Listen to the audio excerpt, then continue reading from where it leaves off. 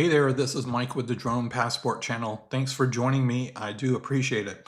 I want to do a revisit of the golf course after the flooding that occurred on Friday, June 24th. Today is June 26th, 2 days later, Sunday. You can look down and you can see there are, it's mostly cleared up, but there are some splotches of mud on the fairway down there. You can see that the creek is a lot more visible than it usually is. I think it's still at higher than normal levels. Now, granted, this is not a deep creek or anything of that nature.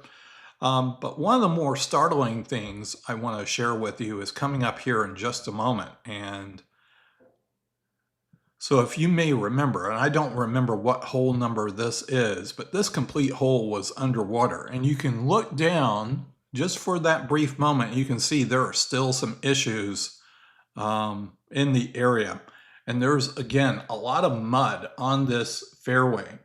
Now, I'm not a golfer, so I don't pretend to have any knowledge here. And actually, let me back up and mention this, that the bunkers still have water in them. So again, I guess you're making a water shot and a bunker shot, but you'll need a special sand wedge for that, that's for sure. But anyway, I don't know how this golf course could be deemed playable. Now, again, I'm by no means an expert, but there's a lot of mud, especially on the fairway areas. And someone obviously made the call, yep, let's let everybody go out there and golf at your own risk. Well, I think that kind of takes the fun away from the game, if you ask me. I mean, don't get me wrong, I've golfed in the past, but I'm not an expert, nor do I belong to this club. And here's something that's quite remarkable coming up here on the left. So you remember the cart path that was submerged in this area?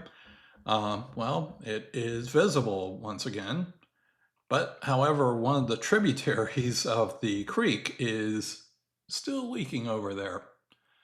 But we're flying in the center to avoid any and all golfers, because the golf course is just filled with golfers today. When I saw people were out golfing earlier today, when I went outside for my morning relaxation time, I saw that and I said, well, you know, I better get the drone in the air. And I'm flying the Mini 5 Pro again, just for simplicity's sake. But so we're flying to the south now. You'll see there is still some mud over here on the right, and that is hole number 2.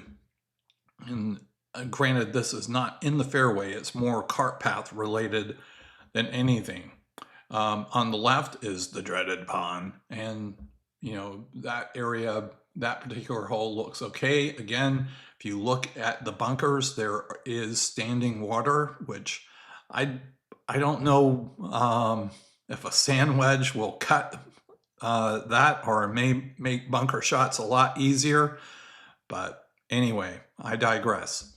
All right, we're heading back to the most impacted area of the course again, just to revisit all of that.